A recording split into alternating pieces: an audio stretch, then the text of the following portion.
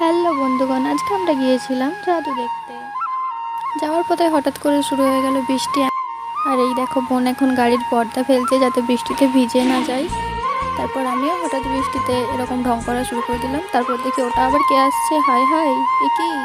যাওয়ার পথে রাস্তাটা আমাদের খুব সুন্দর লাগছিল। আর ওখানে পৌঁছে বাপি টিকিট কাটলো এবং আমি একটু ঘুরে দেখছিলাম যেন আমার নিজের থিয়েটার।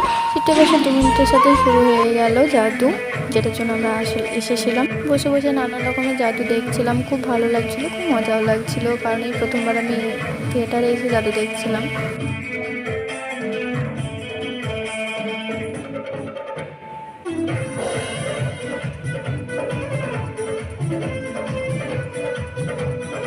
তারপর ইন্টারভেলের সময় খেয়ে নিয়েছিলাম আমরা একটু পাঁপড়, কারণ খিদেও পেয়েছিল।